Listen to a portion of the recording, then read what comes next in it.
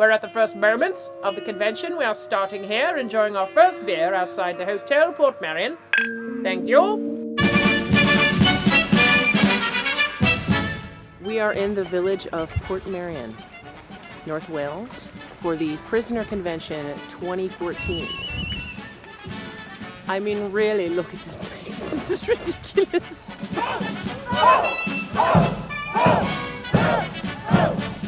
Okay, well, I think the draw, the thing that brings people to Portmeirion from all different parts of the world is that it is a unique series. Portmeirion is a unique place. There isn't anywhere else in the world like Portmeirion. So I'd been in the Prisoner Society, the one called 6 of 1.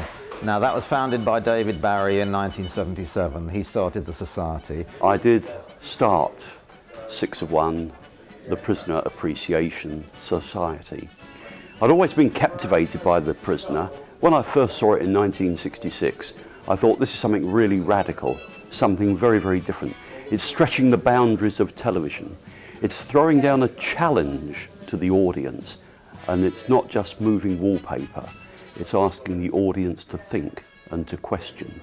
You had this surface level of entertainment, but expertly buried below the surface, there were themes of political manipulation, exploring the quest for the inner self. So you can see it was a bullseye for me. It fascinated me, and I heard that there was a fan club, which wasn't true. There was actually an appreciation society, and so I joined up, got involved, and eventually got very involved in the society. Well, I first saw it when I was a very young lad, when it first came out in the 1960s, and I thought it was very, very different, very surreal. It started when I was a little lad, then they repeated the show later on, and that's when the 6 of 1 fan club started up, right? And I went to a convention many, many years ago with my black blazer on and my little umbrella walking around, and it was just plain good fun. So I caught it in 1976. It was in the autumn. I was living in a town called Cheltenham at the time. In those days we had a continuity announcer, and here he was talking about members of the public who had written in discussing the prisoner. And I thought, I want to meet these people. And I got a letter back on Thursday saying, ring us urgently. And they said, how would you like your details to be broadcast after the last episode?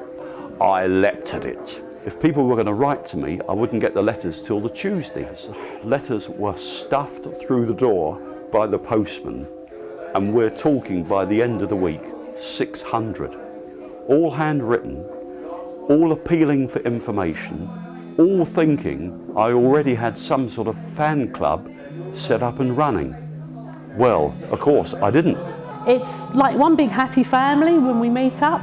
There's everybody with a like mind and who can appreciate and discuss and debate the finer aspects of the series. It's just alluring. I came here with my dad in 1984 and was just hooked. Bought the soundtrack from the Prisoner Shop from Max Horror that ran it at the time. So I approached the management in 1982 and I asked them if I could have a little shop, and they found me one, and fortunately it turned out that I was able to have the building that was actually used as Patrick McGowan's house in the series. You know, number 60's house in The Prisoner was for 16 years my shop. The Prisoner is a unique series. It's just the two gel together very well, you know, the Village and the Prisoner series. I only really saw it properly when it was streamed on Channel 4 in Britain in 1982, 1983. And as soon as I watched that, I thought, wow, this is all about being an individual in a society. It was amazing.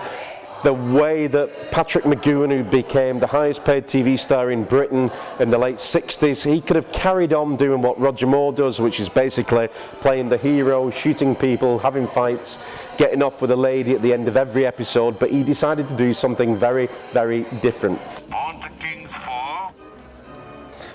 Well, I grew up loving all of the classic British espionage shows from the 1960s, The Avengers, The Saint, Danger Man, Secret Agent. So a wonderful segue into the world of The Prisoner, where you get to see a secret agent after he's an agent. So always enjoyed that. This is our first year at PortmeiriCon. I'm here with my wife, Ruth. I saw it decades ago and fell in love with it. It was adventurous, exciting, well acted, and very clever. So just fell in love with it from the very first time I saw it.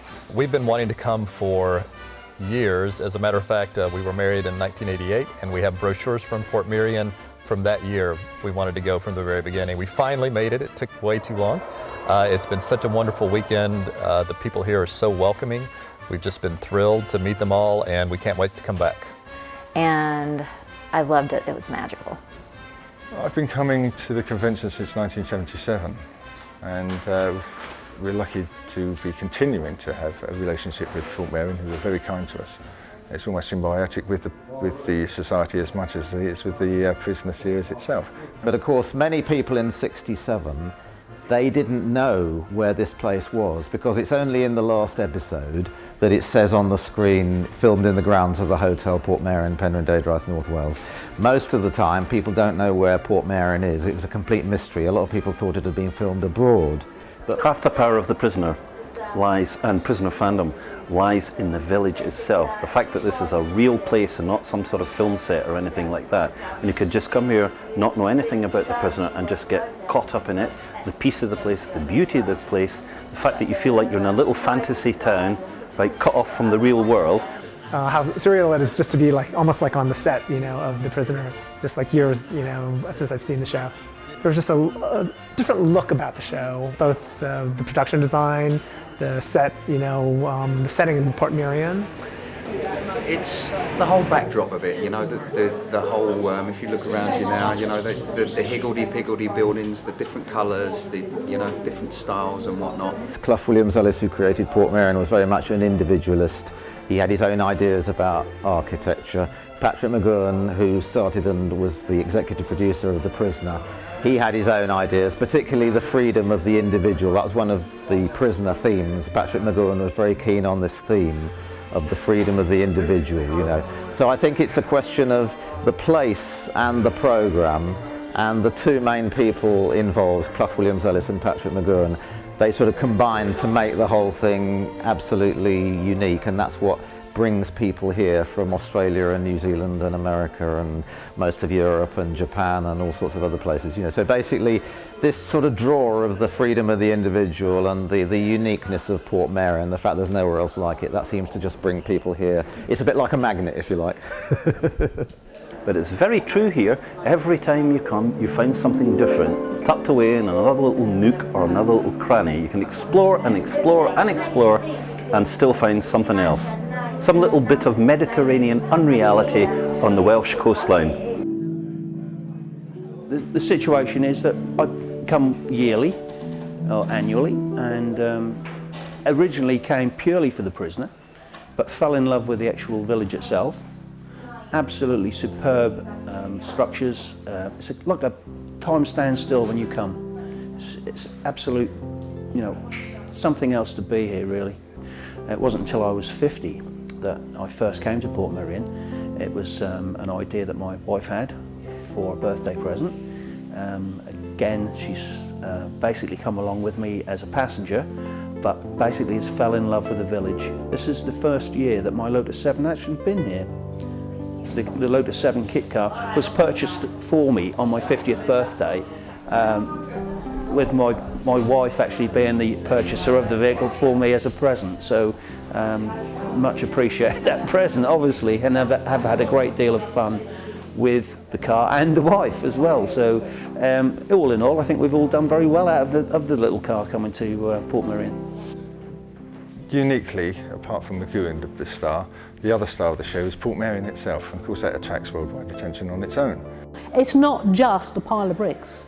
There's something very special, because you can see it's been constructed with love and affection and with thought for the surroundings, the actual landscape, to blend in and be beautiful. That's the thing, it's beautiful. It is a work of art as well as a functional hotel. Portmeirion is timeless in as far as it doesn't age. Will The Prisoner matter in another 10, 20, 30, 40, 50 years? I think it will. What makes it relevant now is the fact a lot of the things that are predicted seems to have come absolutely true. You are number 6? That is the number of this place. Call from number 2. Good morning, good morning.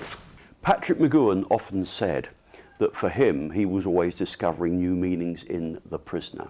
Some would argue it was ahead of its time, but it is in fact, the messages are timeless.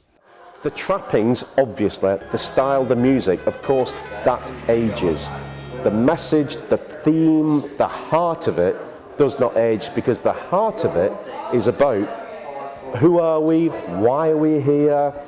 It's all about asking questions about the status quo. And if you want to put a few fight scenes in and a car chase and some groovy music, that'll do. This is one dreamy party!